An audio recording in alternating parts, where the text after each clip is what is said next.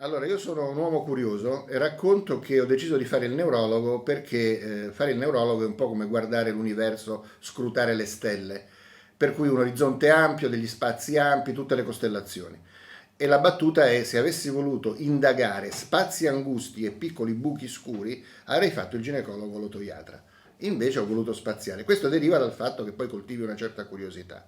Allora, alla metà degli anni 90, la mia curiosità, che esisteva da prima sul mondo del cibo e del vino, mi ha portato davanti a una scelta: come affrontare il mio analfabetismo assoluto, non funzionale, totale riguardo il vino, cercando di fare un corso. Io sono neurologo, anche specialista in psichiatria. Nel mio ospedale, San Filippo Neri di Roma, avevamo in 2 o 3 questo interesse. Allora, un mio collega era estremamente rigoroso, preciso, sistematico, ed era quello che si occupava di neurofisiologia. Io mi occupavo invece di una malattia strana con dei virus balordi che non interessava a nessuno, che si chiamava, il termine oggi non dice nulla, Creutzfeldt-Jakob, che però poi sarebbe diventata quella che era un'epidemia terribile, che era la mucca pazza. Quindi era un pochino atipico, estroso, facevo cose strane, mi occupavo di una malattia che colpiva 1 milione, un caso ogni milione di persone all'anno, 3 persone all'anno a Roma. Risultato: lui va all'AIS, all'Hilton, al corso ufficiale dell'Associazione Italiana Sommelier. Io vado al corso di Slow Food, in cui eravamo 10 vicino alla stazione Termini, e allora il responsabile della didattica di Slow Food si chiamava Sandro San Giorgi. E questo mi è stato molto di stimolo per la mia curiosità a comprendere il vino in relazione alle persone, perché il vino secondo me esiste in relazione alle persone ed è da studiare, valutare e vivere per quello che dice agli esseri umani, ovviamente col mio filtro. E il mio filtro qual è? E non scopro nulla. La vera degustazione avviene nel cervello. Noi abbiamo delle protesi funzionali, che sono la nostra bocca, la nostra lingua, il nostro odorato, l'olfatto, la vista, che sono degli strumenti per esplorare il mondo intorno a noi. Il vino con i suoi colori esiste nel nostro cervello. Il vino con i suoi profumi lo creiamo noi nella nostra mente. E quello che costituisce l'elemento caratterizzante dell'interesse di Giovanni, Paola, Giuseppe, Marco per il vino è l'esperienza emotiva che lui riesce a elaborare in relazione al rapporto col vino. Non l'etichetta, il brand, i calici, le stelle, i bicchieri.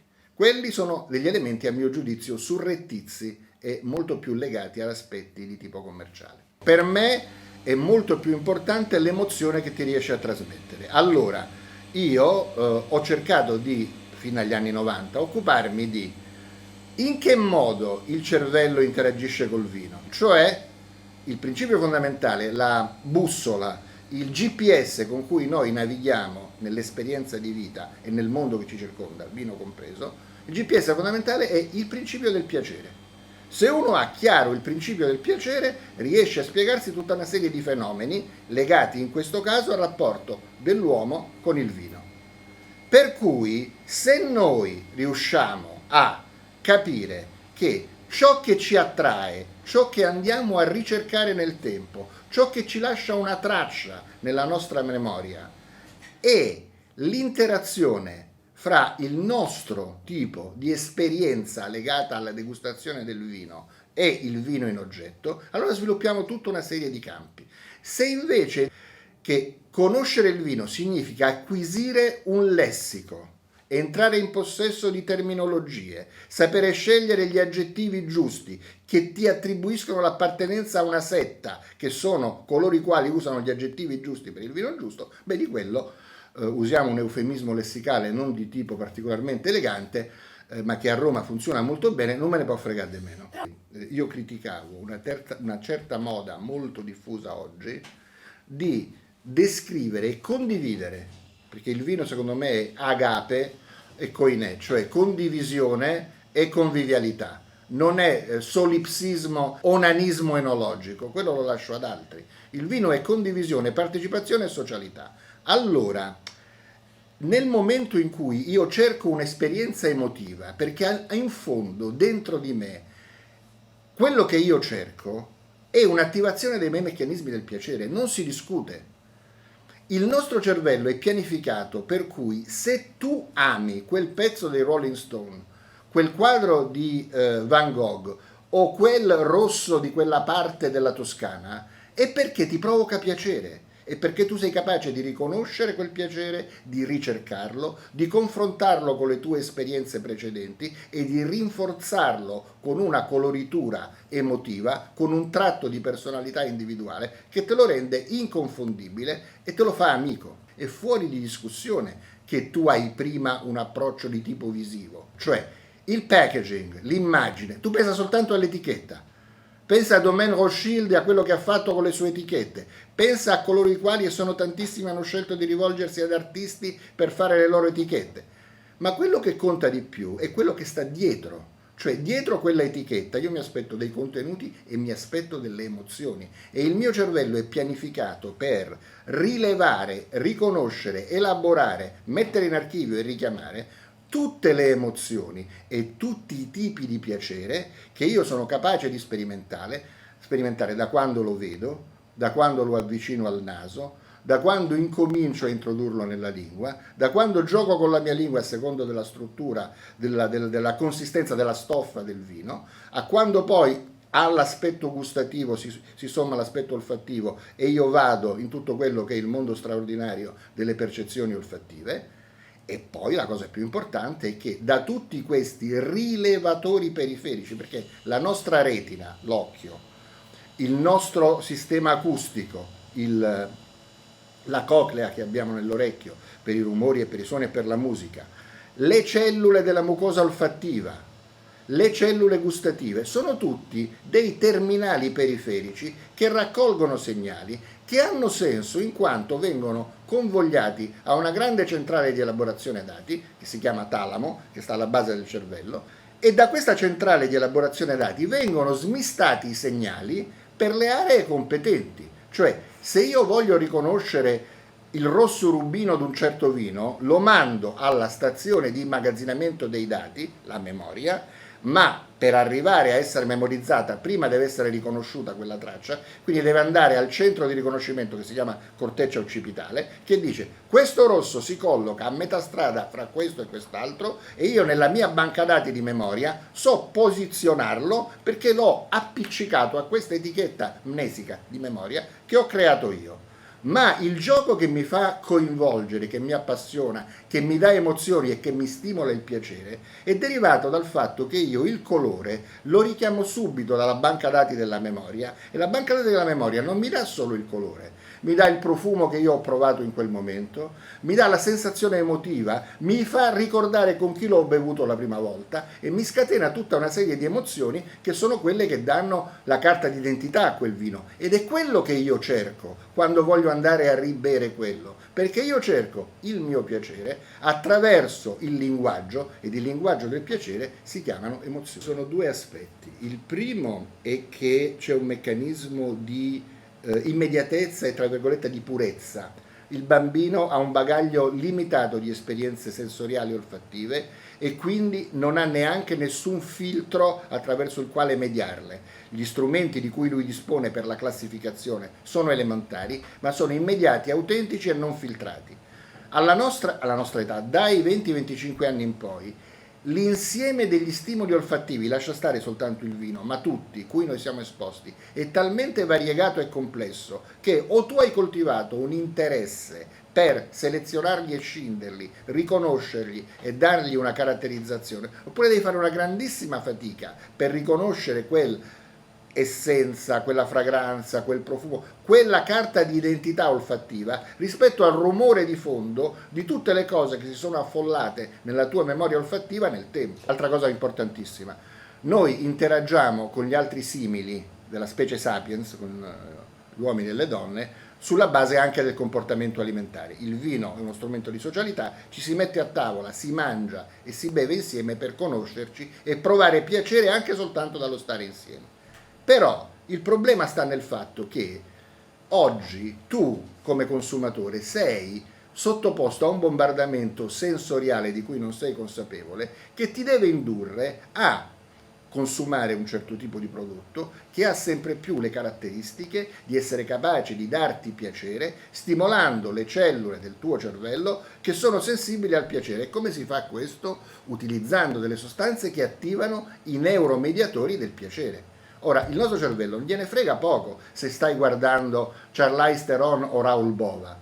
Il processo che stai elaborando, se tu hai una sintonia emotivo-affettiva, se ti piace, è poco importante che sia il quadro di Gauguin, un Brunello Dannata o una poesia di Baudelaire. L'importante è che si scateni quella tempesta emotiva che attiva il tuo cervello e ti bombarda con neurotrasmettitori legati al piacere. Tutto questo oggi viene tagliato via dal fatto che invece di tutta questa coloritura viene salvato, per te come consumatore, la capacità di darti un piacere il più immediato, il più brutale e il più intenso possibile. Nel mondo del vino, i vini che io chiamo Nutella, i vini che hanno un bombardamento olfattivo immediato e che ti danno una bomba nei primi 15-20 secondi, sono costruiti perfettamente per darti questo shock e per indurre in te un'attenzione e quello che gli americani chiamano craving, cioè abituarti a avere bisogno di prenderne ancora. I vini che danno invece soddisfazione e che ti restano nell'anima sono quelli che ti bevi la mattina dopo e che ancora hanno molto da dirti. Quelle patatine che stanno nei tubi, quelle che sono di una importante multinazionale, hanno come, tra virgolette, esaltatori di sapidità delle sostanze che agiscono nello stesso modo e con la stessa efficacia della cocaina, solo che sono legali. Ecco perché tu poi più ne mangi più ne vorresti mangiare, perché al tuo cervello arriva uno stimolo di piacere così intenso, rapido e immediato che tu ne vuoi sempre ancora, che sono come delle specie di iniezioni endovena di cose che ti fanno stare bene, che ti danno piacere, che ti danno gusto.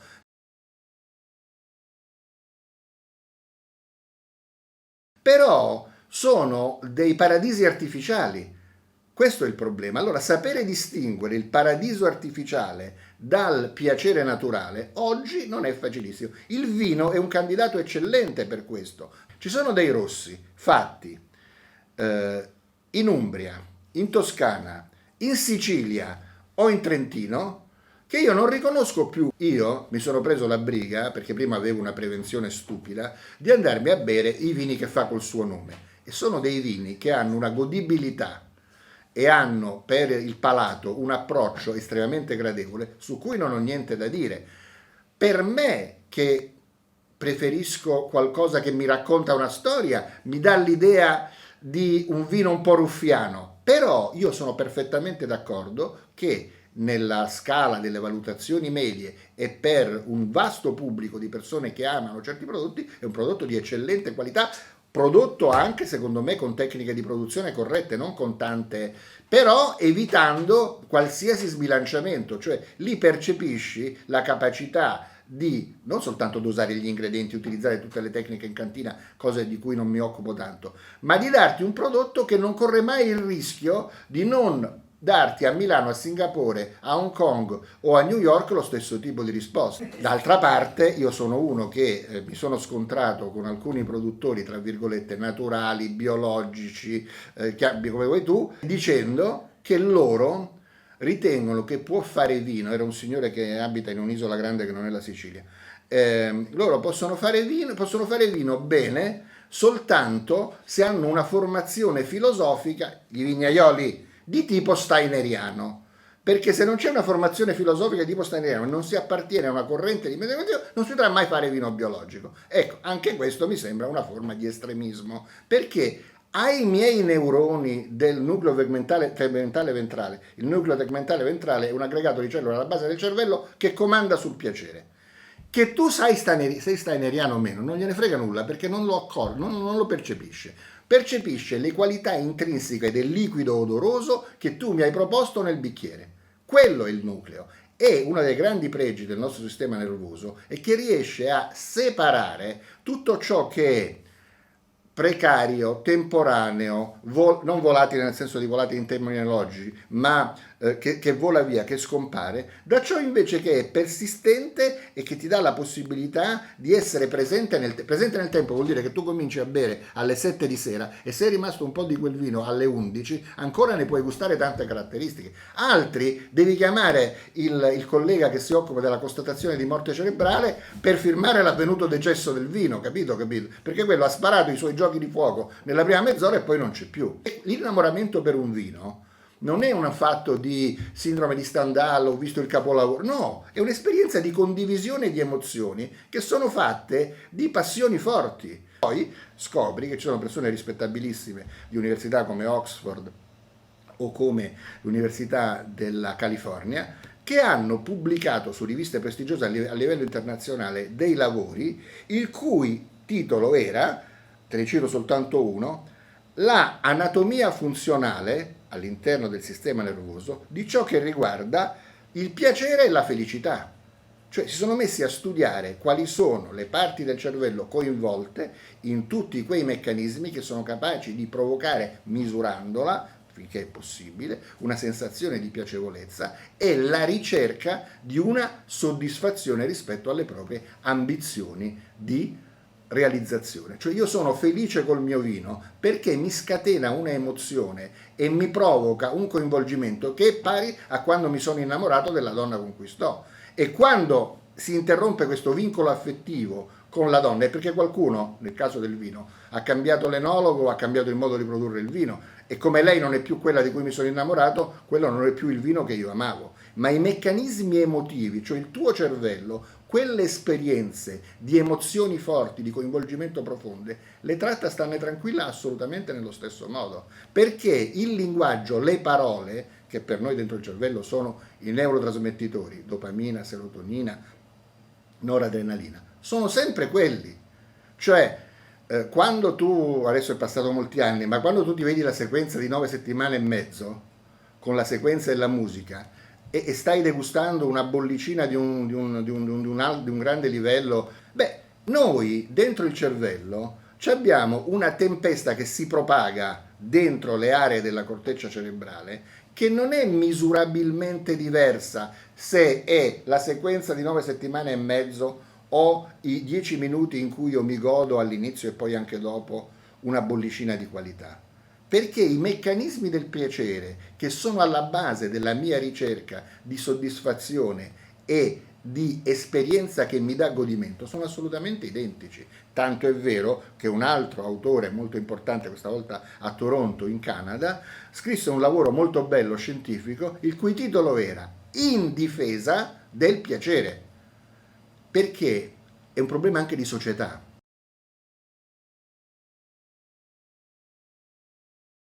Tu pensa non a noi latini, per noi latini è più facile, ma tu pensa al mondo bianco, anglosassone, protestante, che è un mondo dicotomico, diviso a metà, dove ci sono i puri, i buoni, i casti, i regolari, e poi ci sono invece gli impuri, i dannati, quelli salve che poi per il weekend tutti si mescolano perché bisogna essere buoni e puri fino alle 5 del venerdì pomeriggio e poi tutti si scatenano. Bene, allora, uno dei meccanismi con cui le società avanzate occidentali hanno regolamentato il piacere è un meccanismo centrato sui divieti. E tutto ciò che dà piacere, e il vino fa parte di questo, da migliaia di anni è normato, regolamentato, spesso vietato. Le grandi religioni, oltre l'Islam, la stessa religione cattolica, per molti secoli, fuori dalla messa, ha considerato il vino uno strumento demoniaco. Tanto è vero che i famosi riti di Dioniso, che prevedevano accoppiamenti multipli durante queste cose, erano considerati come una cosa infernale. Allora, il piacere, questo è uno studio che fa un altro gruppo che sta alla John Hopkins University negli Stati Uniti, è oggetto di feroce repressione nelle società occidentali avanzate, perché viene considerato come una infrazione della norma che prevede che la espressione della passione per il piacere e la ricerca consapevole del piacere anche attraverso il vino, uguale perversione. Per me nessuna degustazione è seria, una degustazione vera, non una serata con amici, se non è fatta in cieco. Cioè io non farei mai degustare nulla senza le etichette coperte. Perché?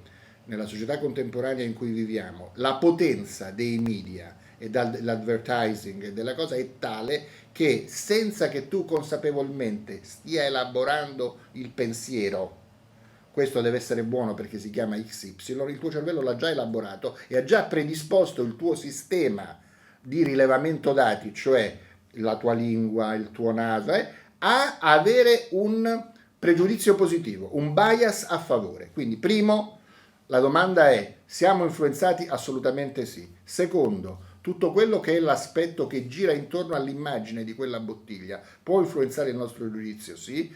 Leviamo questi, facciamo l'ipotesi di anche in una degustazione al buio.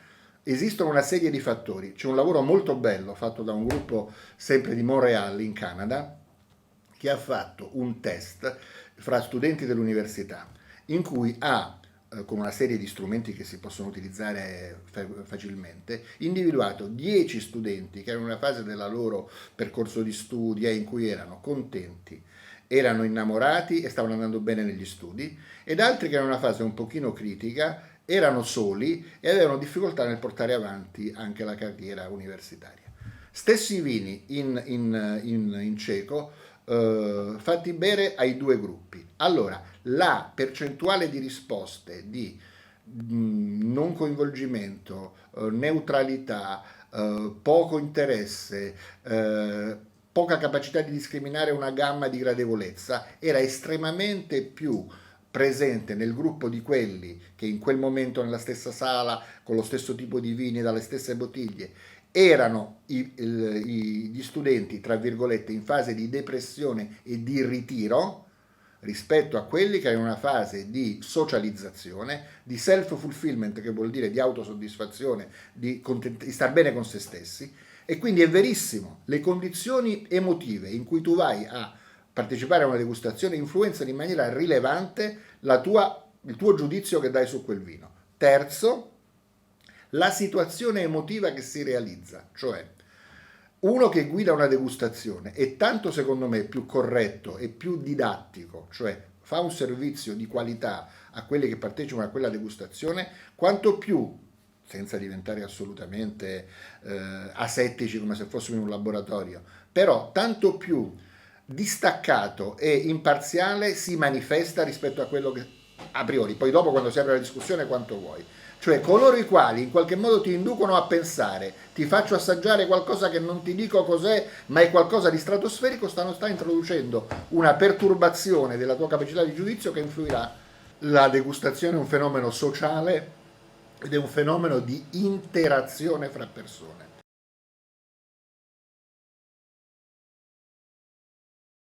Allora, siccome degustare vino è un fenomeno di relazioni interpersonali qualificanti, acquisire l'aspirazione ad arrivare allo status di uno che se ne intende, tu sei in una condizione in cui sei molto più propenso a assecondare, fare tue e condividere delle valutazioni che ti fanno agli occhi degli altri apparire colui il quale possiede strumenti di analisi, strumenti di conoscenza e anche vocaboli e termini tecnici che lo qualificano come un esperto. Quindi anche se non c'è, tu gli trovi una serie di cose che ti fanno degustatore fico. Questo è uno dei bias. C'è questo collega neurologo che lavora fra Copenaghen e Oxford, che si chiama Kringelbach, che ha fatto un distinguo bellissimo che vale molto per il vino. Lui l'ha fatto riguardo il discorso dell'esperienza del piacere vissuta attraverso lo studio del cervello. E dice: ci sono due aspetti che sono fondamentali per l'esperienza del piacere dell'uomo, ma che secondo me valgono molto anche per il vino, e se ci facciamo una riflessione sono utili. Cioè c'è un aspetto squisitamente che lui chiama, come tutti lo chiamiamo, edonistico, e il piacere che tu ricavi e che fai tuo e che conservi e che andrai a cercare alla prossima degustazione, perché la cosa bella del nostro cervello è che ha questo archivio e questa banca dati.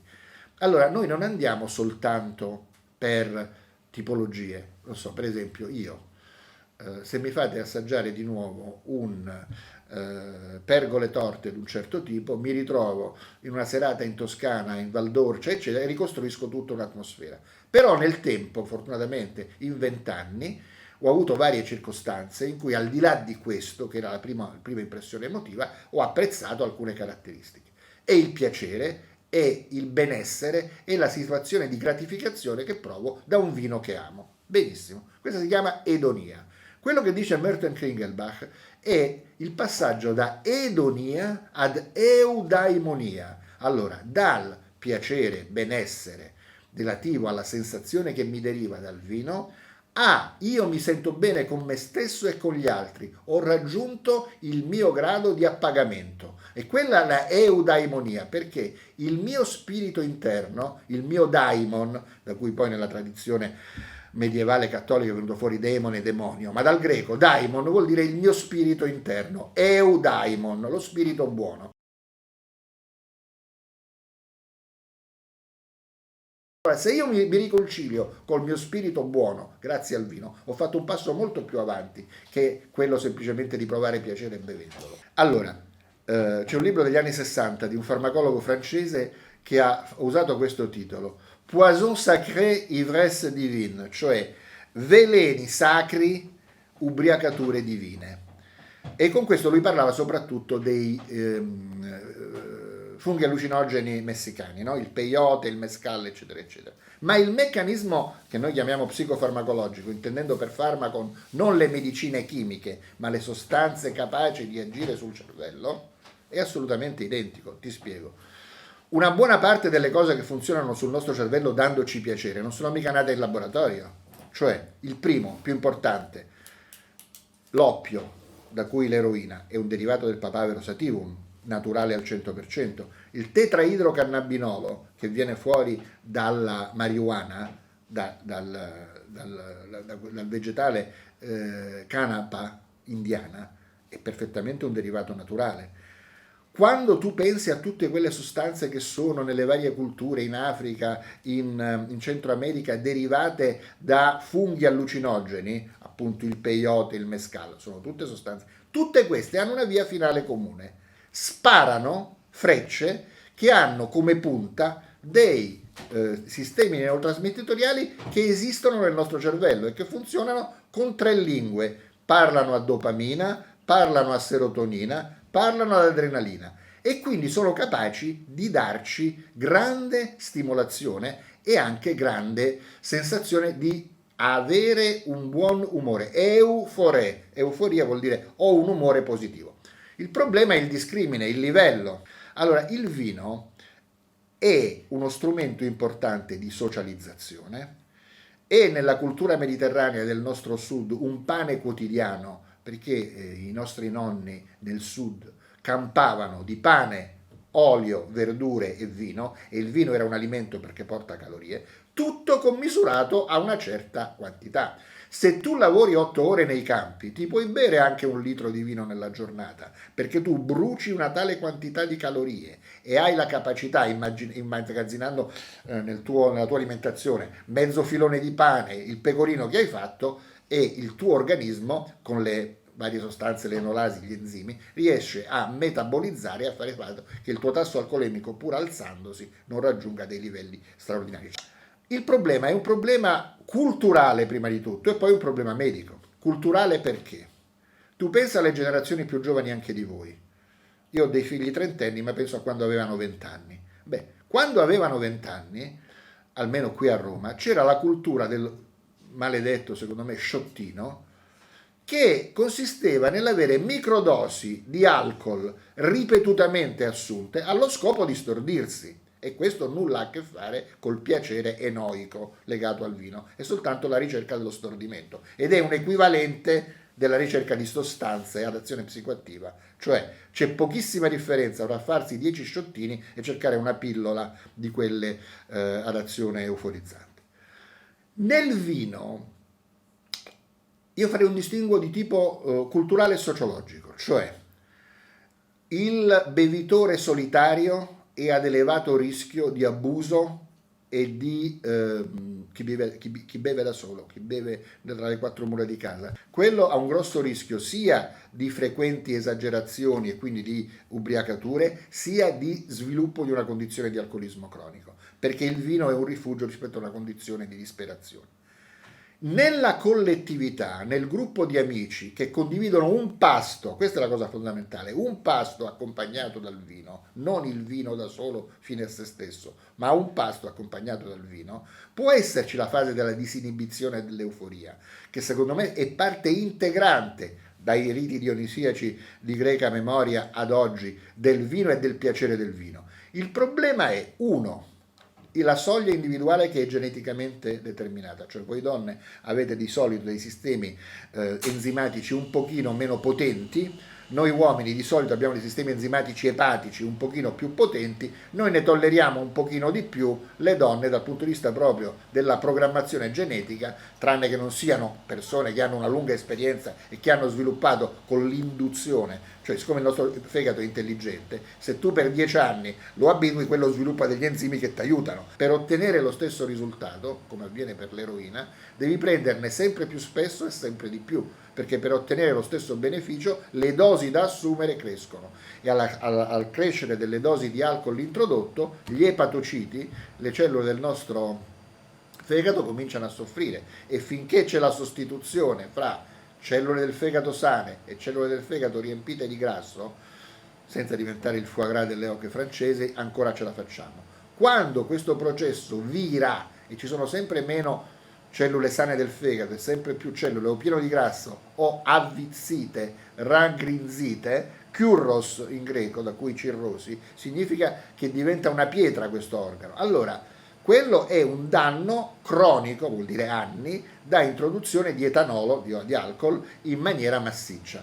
Quindi è un rapporto in cui la tua libera scelta rispetto all'oggetto della dipendenza è già compromessa. Allora bisogna, come per altre dipendenze, riuscire a capire se nella storia di quella persona è stato possibile o è possibile, se siamo sulla strada, fermarsi prima.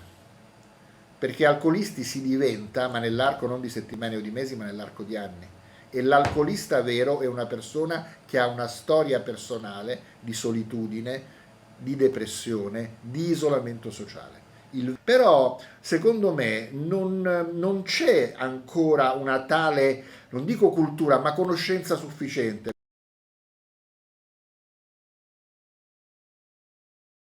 Altra differenza da neurologo devo farla sul fatto che se tu sei una donna e soffri di emicrania devi stare attentissima, ma attentissima, ai vini con la solforosa elevata o comunque significativa e a certi rossi in cui i tannini molto forti e duri ti scatenano il mal di testa, perché hanno la capacità di scatenare l'istamina e l'istamina è uno dei mediatori tipici del mal di testa. L'istamina tu la scateni con il gorgonzola, con il dado, il glutammato sodico, che è l'esaltatore di stabilità tipico delle cucine dei ristoranti cinesi, con il cioccolato, con tutta una serie di sostanze che ti scatenano la cascata istaminica. Ma adesso mi chiami un'altra domanda, ti accennavo prima, il paradosso francese. Paradosso francese, allora, è la cosa bellissima, perché quest'uomo che adesso è in pensione, ma era un uomo di un'intelligenza straordinaria, allora si chiamava Jean-Marc Orgogozo ed era di origine basca, paese basco francese. Era ordinario di neurologia all'Università di Bordeaux. Cosa fece Orgogoso? Partì da un rilevamento che avevano fatto quelli della Société Française des Vignerons de Bordeaux, che avevano preso un dato di tipo epidemiologico a fronte del fatto che la quantità di vino bevuto in media in Francia è X e del fatto che soprattutto nel nord della Francia, non nella Costa Azzurra o nella Provenza, ma nel nord c'è una cucina in cui l'olio non esiste, esiste solo il burro e il lardo, rispetto ai paesi nord europei il tasso di malattie cardio e cerebrovascolari, parliamo della metà degli anni 70 inizio anni 80, è molto inferiore. E questo è stato spiegato col fatto che la dieta dei francesi, pur in presenza di sostanze a rischio per la produzione di aterosclerosi, segnatamente il burro e lo strutto, il bacon, il lardo, la pancetta, è bilanciato dal fatto che i francesi sono dei grandi consumatori di vino, soprattutto rosso, soprattutto nelle campagne. E il vino rosso contiene una sostanza che tutti ormai conosciamo, il resveratrolo ammannita in vario modo, però questa sostanza, che è un polifenolo, ha una capacità protettiva rispetto alla funzione è una parola un po' complicata, aterogenetica, capacità di creare delle placche di colesterolo che vanno a tappare le arterie. Allora, questo era tutto un modello teorico plausibile dal punto di vista biochimico. Jean-Marc Rogozot che ha fatto? Ha preparato un modello, ha fatto degli studi su centinaia di persone in Francia con o senza abitudini al vino, con o senza fattori di rischio per infarto, con o senza colesterolo alto, e ha dimostrato con pubblicazioni scientifiche che chi faceva consumo di vino rosso era protetto rispetto all'infarto. E quindi il discorso è, il paradosso francese ha delle radici scientifiche valide, è stato cavalcato dalla pubblicità, perché loro, guarda, una cosa che poi sappiamo per tante cose, i francesi hanno 1/100 del nostro patrimonio artistico, ma lo sanno valorizzare 100 volte meglio. Per quanto riguardava il benessere, il beneficio per la salute dal consumo di vino rosso, hanno saputo fare marketing in maniera straordinaria, ma hanno avuto un supporto scientifico da questo neurologo famoso, cioè Jean-Marc Rogozot a livello mondiale non era conosciuto come il neurologo del vino di Bordeaux, era riconosciuto come un grande esperto di malattie cerebrovascolari, di ictus, di malattie che colpivano il cervello per cause vascolari, le trombosi, le emorragie. Però lui con grande intelligenza, di tipo appunto mediterraneo, perché lui appunto è basco francese di origine, ha cavalcato la tigre ed è diventato l'ambasciatore di questa cosa. Quindi il paradosso francese è ancora vero, ne hanno fatto un grande battage pubblicitario, va ridimensionato come se fosse una panacea, perché esiste la cirrosi francese come esiste la cirrosi italiana, esistono i cirrotici anche a Bordeaux, esistono i problemi legati all'abuso di alcol, però nei grandi numeri e comunque confrontando una popolazione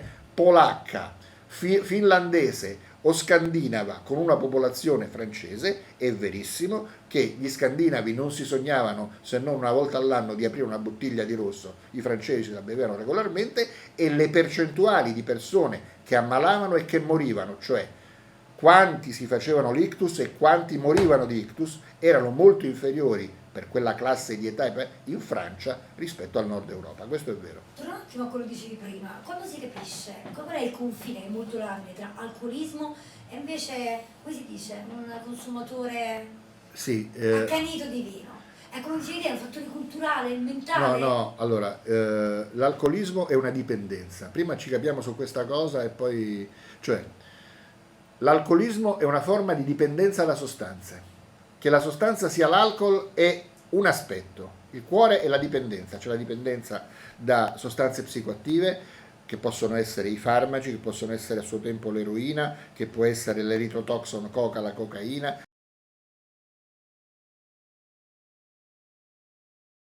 Gordon Shepherd, che è un mio collega neurologo dell'Università di Yale, che con grande spirito imprenditoriale americano ha scritto 2 libri, uno si chiama Neuroenology e l'altro si chiama Neurogastronomy.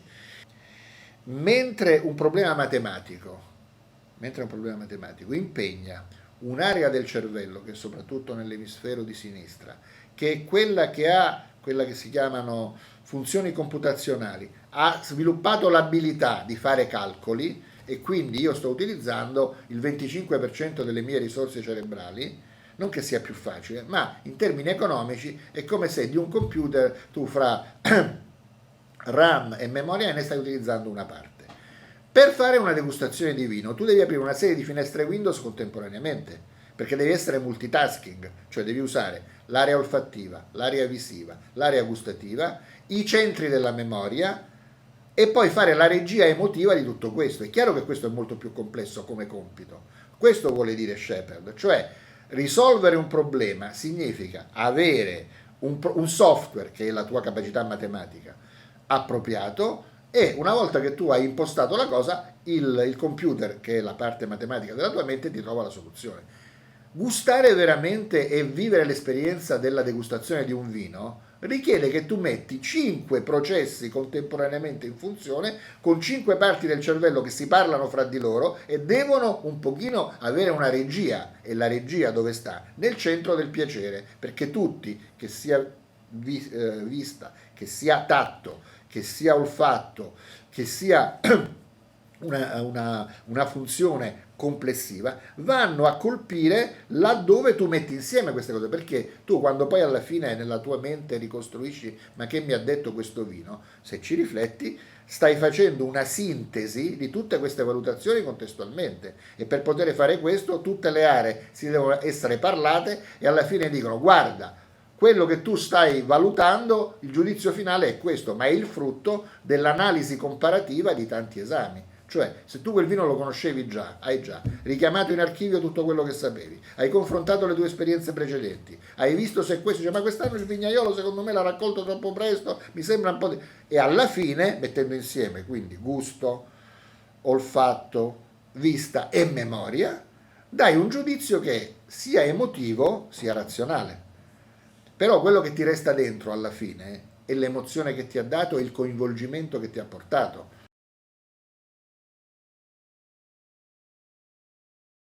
Non il nome, capito? A me fanno ridere, anche se ho una grande ammirazione, perché mi sembra, adesso gli voglio bene, è una persona che stimo molto, Armando Castagno, però certe volte mi sembra un fenomeno da baraccone, perché io gli ho visto fare delle cose in cui tu gli dai un vino, solo il calice, e quello ti dice il produttore, l'annata, spaventoso. Allora, anche questo... Cernilli. Anche Cernilli.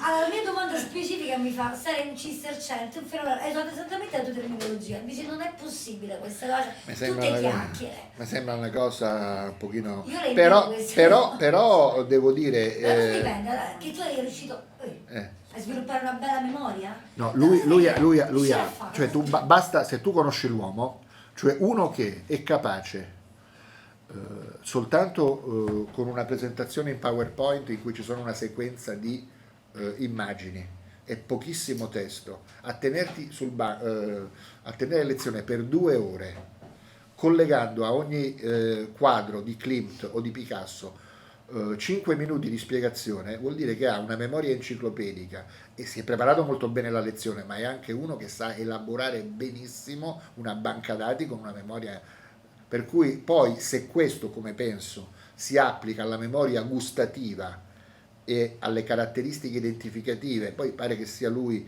uno insieme con appunto con Marino, uno che da 20 anni fa tutto, a parte il Piemonte, tutta Borgogna, solo Borgogna. Però io ecco, questa cosa qui di sapere riconoscere il produttore, il vino, la trovo, mi incuriosisce, ma io sono della scuola di Sandro, cioè Sandro insegna alla gente, ma tu dimmi che cosa ti dice. Io mi ricordo sempre quando, prima che diventasse premio Nobel, lui con uno di quelli che hanno Hitch, tipo Mlecznik, Zidaric, Simcic, uno di questi qua, mi fece bere una ribolla molto, a me e agli altri, molto particolare, e ci accompagnò una poesia della Szymborska. Beh, io mi ricorderò per sempre quella ribolla, perché è inscindibilmente legata alle emozioni che mi aveva provocato quella. E queste sono cose che per esempio molti di questi professionisti delle degustazioni non se le sognano.